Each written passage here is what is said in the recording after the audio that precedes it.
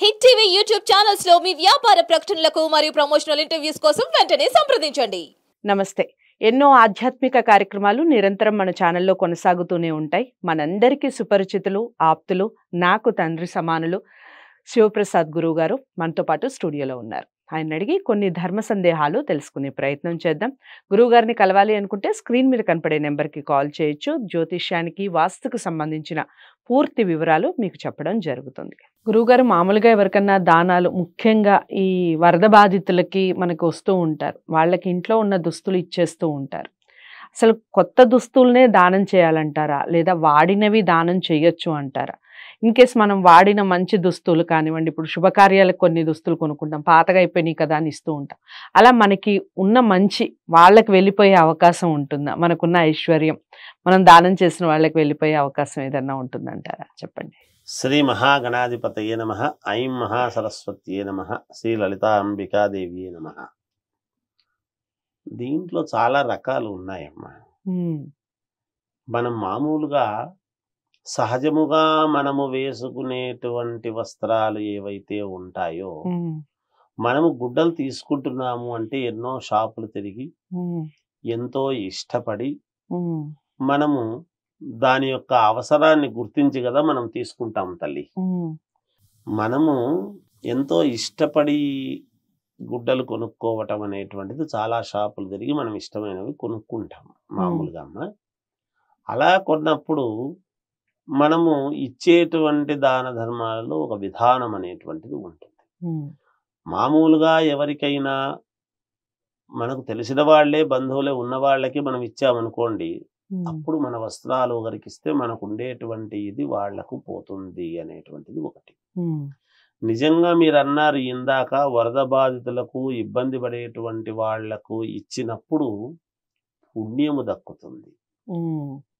మనము ఇప్పుడు మన ఇంట్లో దేవతార్చన కోసం అరటిపళ్ళు తెచ్చాం.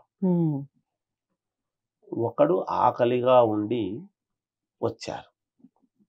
ఆ ఆకలి ఉన్న వ్యక్తికి మనం ఈ దేవతార్చన చేసినటువంటి అరటిపళ్ళు మళ్ళీ మనం తింటాము అనేటువంటి భావనతోనే కదా మనం పెట్టుకుంటాం. ఏవైతే తెచ్చామో ఇవే వాళ్లకు ఇవ్వటం అనేటువంటిది ఏమవుతుంది అంటే, మనము భోజనము పెట్టినంత కద్దు.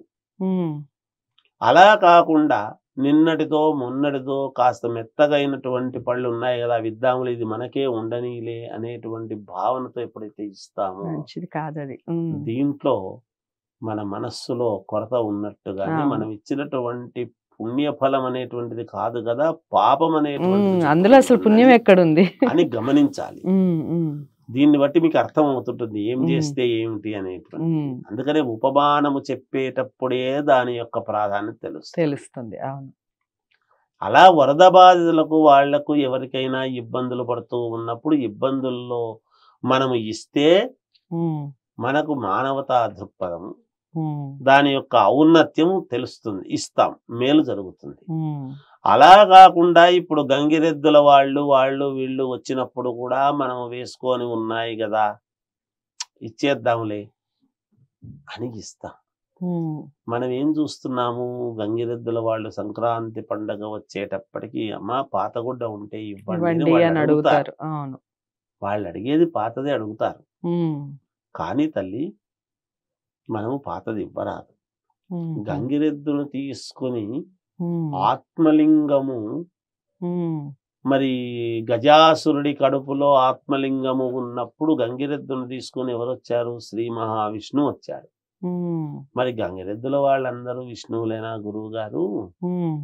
అప్పుడు మరి గోమాతను తీసుకొని రావటం, గంగిరెద్దును తీసుకొని వచ్చాడు కదా అంటే, గంగిరెద్దుల వాళ్ళందరూ విష్ణువుతో సమానం అవుతారా అంటే, అభ్యాగతో స్వయం విష్ణు అని చెప్పింది. అందుకనే ఈ మాట పదం ఎక్కడో రాలేదు. మనకు భోజనానికని వచ్చినప్పుడు అని మనం అనుకుంటుంటాం. అతను వచ్చి ఏమి అభ్యర్థిస్తున్నాడు? నాకు పాత వస్త్రం ఇవ్వండి అని అంటున్నాడు. అందుకనే ప్రతి మనిషిలోనూ దేవుడున్నాడు అని మనము చూడగలిగితే, ఏమో ఆనాడు నిజంగా వచ్చింది శ్రీ మహావిష్ణువే గంగిరెద్దులు తీసుకుని మన ఇంటికే వచ్చి ఉండొచ్చుగా. అందుకు కదా శంకరాచార్యుడు వెడుతూ ఉన్నప్పుడు అతను ఎదురైతే ఎవరిని స్వామి నాలో ఉండేటువంటి వాడిని పక్కకు జరగమంటున్నారా అంటే శంకరాచార్యుడు సైతం వచ్చినటువంటిది పరమేశ్వరుడు ఎవరో కాదు అనేటువంటి భావన ఎక్కడ కలుగుతుంది అంటే దీన్ని మనం గమనించాల్సింది. ఏదైనా సరే గంగిరెద్దుల వాళ్ళు వచ్చారు, వాళ్లకు కొత్త ఇవ్వటములో మనకు పుణ్యం వస్తుంది. పాపం ఎప్పుడు వస్తుంది అంటే మనం పాతవి ఇచ్చామనుకోండి, ఉన్నాయి కదా, వాళ్ళు కూడా గంగిరెద్దుల వాళ్ళు కూడా మీరు గమనించారో లేదో అమ్మా, ఇక్కడ చిరిగిపోయినటువంటివి తేపలు అన్ని కూడా కుట్టుకొని వేసుకొని మన ఇవి సూట్ వేసుకొని వస్తుంటారు. వాళ్ళు నిజంగా కూడా ఎవరు పూర్ణమైనటువంటి చొక్కా వేసుకొని రారు. గంగిరెద్దుల వాళ్ళు అంటేనే వాళ్ళు ఏదో అక్కడ చినిగిపోయింది ఇక్కడ చినిగిపోయింది కాస్త కుట్టుకొని చేసుకొని పైన ఏవో 2-3 అన్ని తొడుక్కొని వేసుకొని వస్తుంటారు. దాని మీద అన్ని కూడా ఇచ్చిన వస్త్రాలన్నీ కూడా పాత చీర ఉంటే ఎండమ్మా, పాత పంచి ఉంటే ఎండమ్మా అని అడిగి వస్తుంటారు. అలా వచ్చినప్పుడు మనము కొత్తది ఇస్తేనే పుణ్యప్రదం. ఎవరికి పుణ్యప్రదము? ఎవరికి వాళ్ళకి ఇస్తే పుణ్యం ఉంటుంది? మనం ఇచ్చే వస్త్రాలు అంటే మన పిల్లలకు మంచిది.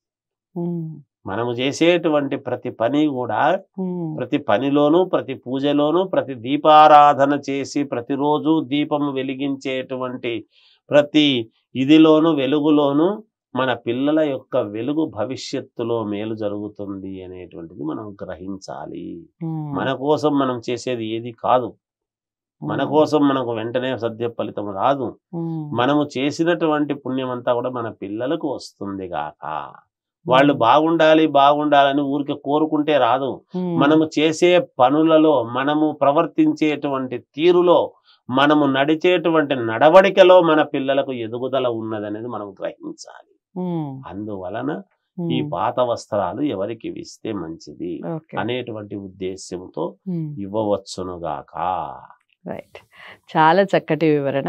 మీరు ఇక నుంచి పాత గుడ్డలు ఇచ్చేటప్పుడు ఎవరికి ఇస్తున్నారు అని అబ్జర్వ్ చేసి వాళ్ళకి మాత్రమే ఇవ్వండి. కొంతమందికి మాత్రం ఖచ్చితంగా కొత్తవే ఇవ్వాలి.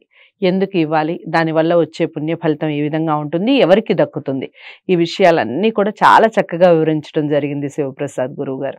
మీకు గురువుగారిని కలవాలి అనుకున్నా, లేదా మీకు సంబంధించిన జాతకాలు, వాస్తు ఫలితాలు తెలుసుకోవాలి అనుకున్నా స్క్రీన్ మీద కనపడే నెంబర్కి కాల్ చేయండి. మరో మంచి అంశంతో మళ్ళీ మీ ముందుకు వస్తాను. వీడియోని లైక్ చేసి షేర్ చేయండి, ఛానల్ని సబ్స్క్రైబ్ చేసుకోండి. నమస్తే.